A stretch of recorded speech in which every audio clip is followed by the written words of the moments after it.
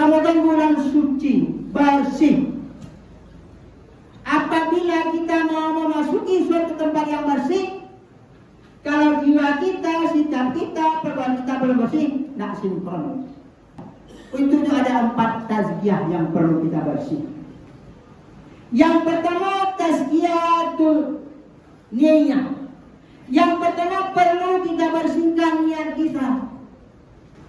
Yang kedua, tazkiyatul qalbi, perlu bersihkan hati. Dengan apa kita bersihkan hati? Safilul qalbi zikrullah. Jadi untuk membersihkan hati adalah dengan zikir kepada Allah. Yang ketiga,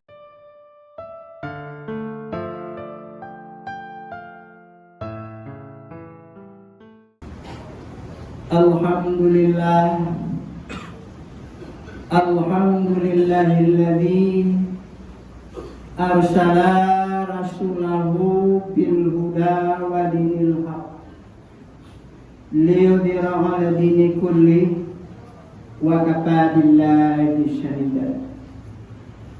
Asyhadu an la ilaha illallah wa asyhadu anna Muhammadar Rasulullah. Allahumma shalli ala sayyidina Muhammad wa ala ali Muhammad. Ittaqullaha mastata'tum. Qala Allah ta'ala fil Qur'anil 'azim. A'udzu billahi minasy syaithanir rajim. Bismillahirrahmanirrahim. Ya ayyuhalladzina amanu kutiba 'alaikumus syiyam kama kutiba 'alal ladzina min qablikum la'allakum tattaqun. Wa la tuqra qad aflaha man zakka wa qad khaba man dassaha. Sallallahu alaihi. Kaum muslimin sidang jamaah Jumat yang berbahagia. Pertama sekali marilah kita serahkan puja dan syukur kehadiran Allah Subhanahu wa taala yang telah memberi kesehatan kepada kita baik rohani maupun jasmani, sehingga telah dapat kita langkahkan kaki, kita ayunkan tangan untuk datang ke masjid dalam rangka melaksanakan salat Jumat. Di belakang dari itu salawat dan salam kehadapan junjungan alam Nabi besar Muhammad sallallahu alaihi wasallam, yang mana beliau yang telah menyelamatkan umat manusia dari lembah kehinaan ke dalam alam yang berilmu pengetahuan, dari agama sesat ke dalam agama Islam yang benar. Inna dina indallahil Islam.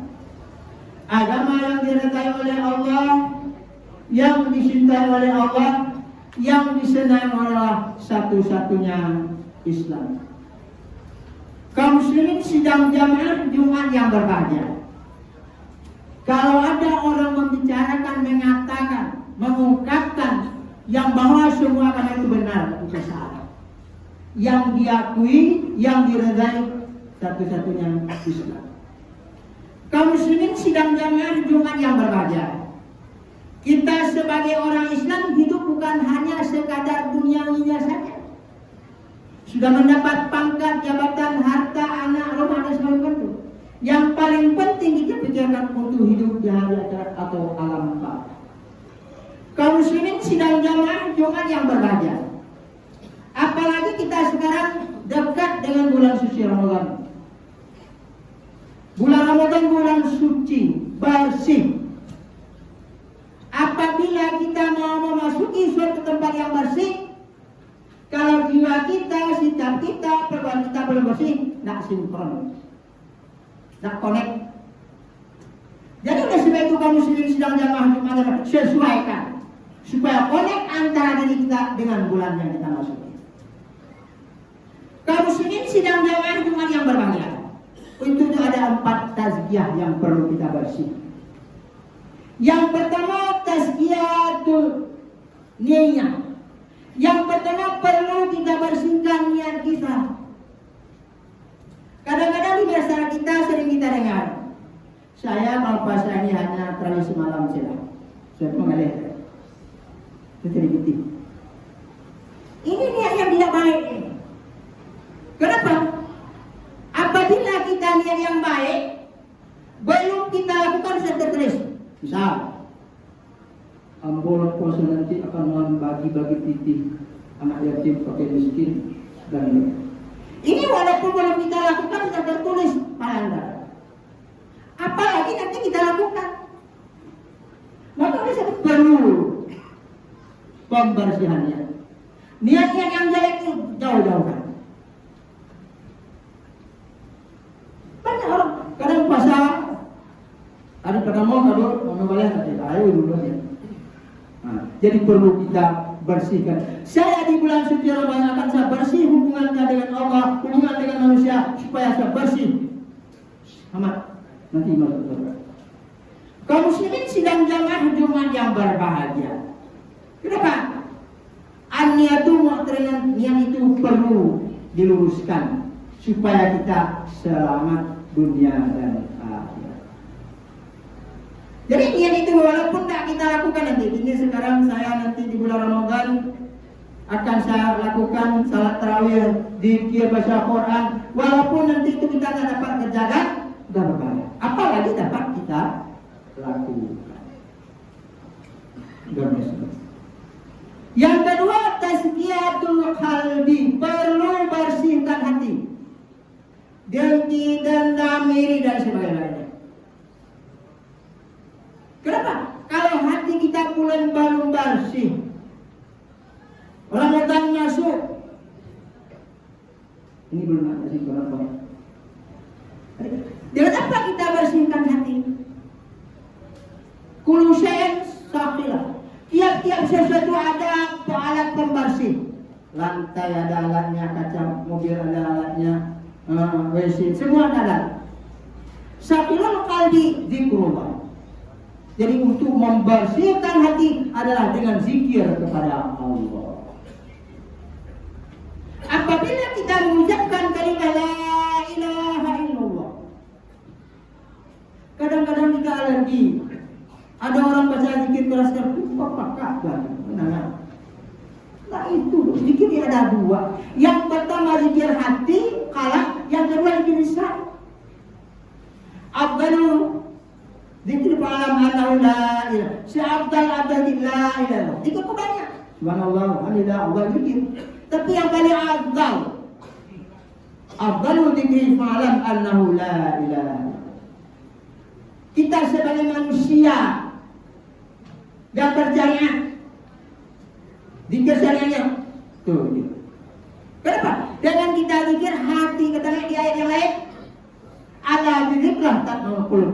Gara kamu berzikir, hati kamu akan tenang, akan tenang, jauh dari segala perbuatan yang biasa. Apalagi kalau kita berzikir Nabi iman kami api kalami kalimah ladaqal jannah. Apabila akhir hayat kamu sempat membaca kalimah la ilaha illallah, masuk surga. Jadi kadang-kadang tidak kita pada berapa banyak berzikir Al-Quran. Pada kalau itu pada Allah qiyamah wa qu'udan. Apabila kamu selesai salat, ingatlah zikir apa? Di waktu kamu duduk, di waktu kamu tidur, di waktu kamu berjalan. Dalam 3 hal ini kita diperintahkan oleh Allah. Harus connect, hujur hati kita kepada Allah. Jangan ingat yang lain. Ini kadang-kadang dalam salat saja, kan? Mengelewang, Pak. Juga alhamdulillah, tapi pernah terkenal. Memang susah, tapi dipelajari, dibiasakan, latih. Kita tidak latihan semua. Orang-orang yang ahli-ahli sufi itu dulu latihan juga, dia bukan dari terus dari kecil, dari SD, SMA sampai itu. Kita lihat ini tingkat kita mudah dibelajar. Tapi yang perlu kita amalkan. Ini kadang-kadang ada orang yang mengamalkan, kita yang lebih. Nah, jadi zikir. Pembersih hati adalah zikir. Kalau hati sudah bersih, tidak ada masalah. Karena apapun yang datang. Nah, tapi kalau hati udah bercabang-cabang, ini sangat berbahaya. Yang ketiga, tazkiyatul jiwa, nafsu jiwa, bersihkan jiwa dari sifat sombong, dengki, iri, tamak. Sifat-sifat yang jelek itu sangat berbahaya. Kadang-kadang itu namanya kita lakukan tapi kita tidak kenal. Ya tidak. Pada itu sudah berat masalah. Kenapa? Karena ada malaikat malam, ada malaikat siang. Malaikat siang ini dari jam subuh pagi sampai jam 4 nanti diangkat amal kita ke langit. Kalau dari asar subuh dekat ini. Ada malaikat siang dan malaikat. Seandainya kita diangkat amal kita ke pintu langit, yang pertama diangkat sampai di pintunya diseleksi oleh malaikat yang jaga di pintu langit. Apa katanya? Nama si A, cara ibadah benar, cara rukuk benar, cara wudu sana benar. Tapi karena ada satu masalah, satu penyakit yang membahayakan, yang merusak, yang menolak segala amalan, maka sikapnya adalah lebah, pagunjang, paupek. Kata mereka orang-orang pagunjang, orang-orang paupek, amalnya tertolak. Nah, maka perlu kita bersihkan lisan kita, lidah kita dari sifat-sifat yang mazmumah. Kenapa? Supaya sinkron, connect dengan bulan suci Ramadan yang kita lakukan. Ini kadang-kadang kita puasa, tapi jiwa kita, lidah kita mau berbek sebenarnya. Siap sembahyang semua. Ini dibilang habis pahalanya. Maka perlu dibersihkan jiwa kita, jiwa yang betul. Yang kedua, kalau kita ngibah tidak ada naik ke tingkat dua, mereka dilihat lagi, diseleksi lagi. Dilihat cara pergaulan, hubungan silaturahminya bagus, dengan anak bagus, bapak bagus, ibadah, tahajud ada, duha ada. Tapi ada satu penyakit yang sangat berbahaya disebut dengan penyakit sombong. Kata mereka, orang-orang yang beribadah, yang beramal banyak-banyak tapi sombong, amalnya ditolak oleh Allah. Na'udzubillah. Jadi sungguh beruntunglah orang-orang yang bersih jiwanya, dirinya dari penyakit sombong. Sombong sangat berbahaya kalau kita yang sepele-sepele mudah-mudah. Sombong itu menjatuhkan orang mengenai orang lain. Apa penyebab sombong? Yang pertama, penyebab sombong karena kaya. Tidak orang kaya itu tinggi terus tidak. Si orang Ustaz, ya, kadang waktu mengisi tak tasu sih dapat. Nah itu bilang macam itu semua. Datang seorang sih, maka itu kita sadari. Perkataan yang mengandung sombong itu menghabiskan pahala amal ibadah kita. Dengan ibadah. Yang kedua karena banyak ibadah. Aku bisa sombong. Di kampung ini siapa yang duhanya, baca Al-Qurannya, tahajudnya, banyak. Kamu sombong. Jadi kalau sombong, amal kita. Yang ketiga karena punya jabatan. Siapa yang suka punya jabatan? Ada orang datang ke kamu. Tahu sombong. Bahaya salah berat. Itu bersihkan diri. Yang kelima karena banyak murid. Dia yang banyak murid. Jadi oleh sebab itu jauhkan diri kita, jiwa kita dari sifat sombong. Semoga amal ibadah kita diterima oleh Allah. Yang ketiga kalau semua hanya tidak ada naik, sampai yang ini seleksi lagi. Diperiksa ibadah kita, amal kita, pekerjaan kita sehari bagus. Tapi karena ada satu penyakit disebut dengan sum'ah, tamak. Kata mereka orang-orang yang tamak amal ditolak oleh Allah. Oleh sebab kaum muslimin sedang jamaah itu sungguh beruntunglah orang-orang yang bisa menjauhkan dari sikap tamak. Kenapa? Kalau tamak itu sudah hilang malu. Kata Rasul, al-haya'u minal iman. Malu itu setengah dari iman. Kalau orang tamak ada malu itu pokok ditinggal orang bisa putar tidak ada pandang-pandang apa, maka berbahaya. Padahal Setelah kita mati ya Allah. Berusaha beras dengan banting tulang yang banyak kita kumpul harta. Tapi setelah mati dikit pun kita bawa. Ayo bawa celana dulu. Kain kapan kita kena ada yang bagi orang lagi ya. Itu apa pertama? Ibu kadang-kadang tidak peduli kiri kanan. Tidak perlu anak yatim pakai yang belum dia dapat duit. Ini bahaya penyakit taman. Hilang malunya, hilang imannya. Sehingga ada harga kepada orang. Pada kita sesama Islam kata Rasulullah SAW, la yu'minu ahadakum hatta yuhibba li akhi ma yuhibba li nafsi. Tidak datang kepada orang yang beriman kepada Allah sebelum cinta kepada saudaramu sebagaimana kamu cinta kepada dirimu sendiri. Maka oleh sebab itu muslim sedang dalam iman yang berbahagia, jauhkanlah kita daripada sifat tamak supaya amal ibadah kita. Jadi kalau kita punya harta, ada akan bagi-bagi. Nah kita lihat sekarang. Ini hari lebaran, hari memegang, hari orang korban atau orang menjadi.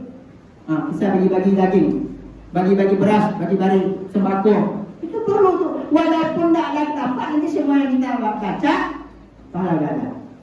Niat itu ibu bapak kita, niat itu ayah kita. Kenapa? Ibu bapak kita yang telah berpulang ke Ramadhan, apa yang kita tunggu? Doa dari kiriman dari anak-anak. Hari baik bulan baik. Kalau sekarang kita jarak kuburan tarangan, itu dahiriannya. Tapi bagian itu kirim doa, kirim kiriman, uang, fakir yang miskin, fakir miskin, bantu janda, kasih beras, kasih ini. Niatkan untuk orang bapak kita.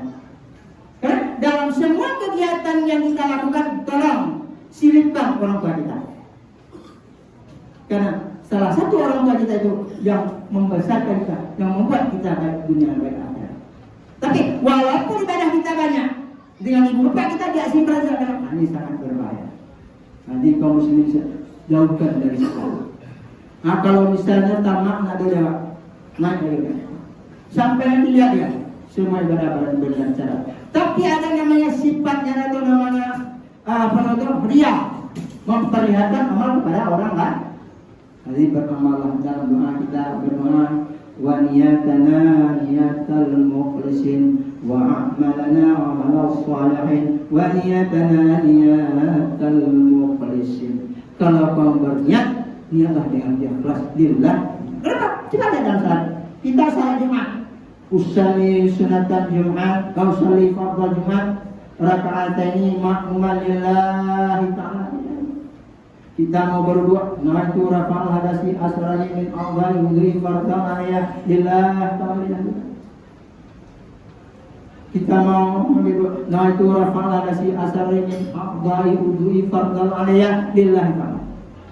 Perbaiki jiwa, bersihkan jiwa. Apalagi di dalam hadis yang lain kata Rasul, di waktu Nabi Muhammad sedang baca khutbah, beliau mengatakan amin, amin, amin 3 kali. Oke, ya Rasul, apa yang Anda aminkan? Kata Rasul, barusan ini malaikat mendoakan saya, apa doanya? Kata Nabi, jangan engkau terima puasa dan ibadah orang yang tidak tegur sapa dengan tetangga. Apa dia? Mama kamu akan, adik kakak, minantu jomintu. Adik kakak, mari kita perbaiki hablum minallah. Ini kalau kita tegur tetangga dan seorang tidak ada pasal tegur sapa, Allah pasal itu kan seperti mati. Kenapa? Karena yang mendoakan malaikat, yang mengaminkan Rasulullah ini pasti. Nah, jangan ada ego lagi. Itu karena dia tidak bohong, boleh kita nambah. Itu setan lagi. Walaupun kita kalah, pokok menang. Iya sih, artinya orang kadang orang mereka supaya bersama kita dalam jawab terima masalah. Aku kan tidak kan mereka tidak boleh terima kasihnya. Sianya, itu setan juga. Jadi sangat berbahaya kalau kita jangan kemudian bisikan jelek-jelek. Jadi kalau dengan tetangga, keluarga, sekantor, istri, ibu mertua yang kita sampai, tidak kita tegur sapa, ibadah yang kita lakukan tidak diterima oleh Allah. Perlu bersihkan itu. Yang kedua kata Rasul, jangan kau terima puasa istri yang durhaka kepada saudara. Rumah kita masing-masing. Apa kita sudah menjalankan sedasarnya? Kita cukup layak atau tidak? Kadang-kadang orang laki-laki kau di bangkok sih baju makan ada lagi. Mana cepat? Tapi udah kita selesaikan secara baik, cariannya ada. Dia akan dosa. Tapi kalau kewajiban kita tidak kita kasih, hari main HP, siapa judi siapa? Di HP kok, belajar mana kita? Aduh, maka tidak salah kalau gitu.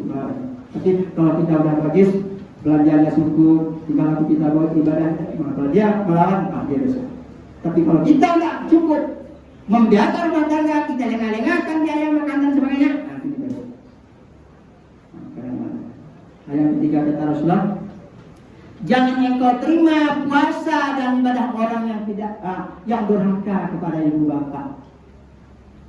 Ibu bapak kita yang telah masih hidup, mari kita ikut, mari kita minta maaf. Kalau dia dah meninggal, kita doakan, kita tahlilkan, kita baca Quran, kita sedekahkan. Mudah-mudahan kita diampuni oleh Allah. Kenapa? Coba bayangkan orang lain yang melahirkan kita 9 bulan ibu mengandung, susah dan senang yang dia tanggung. Tidurnya malam terkatung-katung, tidak payah demi anak yang dia tanggung. Wajar kata Rasulullah, itu perlu kita melihat orang tua. Kalau dia udah meninggalnya, kita kirim beras, kita kirim daging, kita kirim makanan-makanan, kita sedekahnya untuk orang tua, supaya orang tua mendapat bantuan dari Allah. Amin amin ya rabbal alamin. Barakallahu li lakum fil Qur'anil azim wa nafa'ni wa yakum bima bihi min al-ilm wa taqabbala minni wa minkum tilawatahu innahu ghafurur rahim.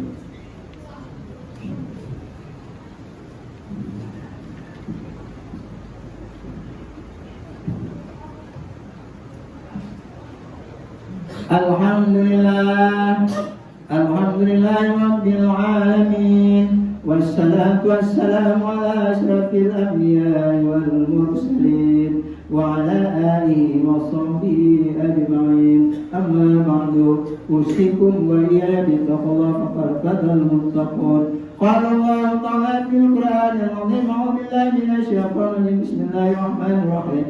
Qul huwallahu ahad, Allahus samad. Lam yalid wa lam yulad wa lam yakul lahu kufuwan ahad. Allahumma shalli ala sayyidina Muhammad wa ala ali sayyidina Muhammad kama shallaita ala sayyidina Ibrahim wa ala ali Ibrahim wa barik ala sayyidina Muhammad wa ala ali sayyidina Muhammad kama barakta ala sayyidina Ibrahim wa ala ali Ibrahim fil alamin innaka Hamidum Majid.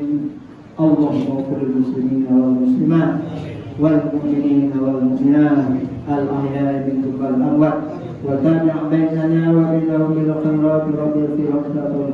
اللهم اغفر لنا ذنوبنا ولوالدينا وارحمهما كما ربيانا صغيرا ولجميع المسلمين والمسلمات والمؤمنين برحمتك يا رب. اللهم ألف بين قلوبنا كما ألفت بين قلوبنا. ربنا آتنا في الدنيا حسنة وفي الآخرة حسنة وقنا عذاب. عباد الله إن الله يأمر بالعدل والإحسان وإيتاء ذي القربى واليتامى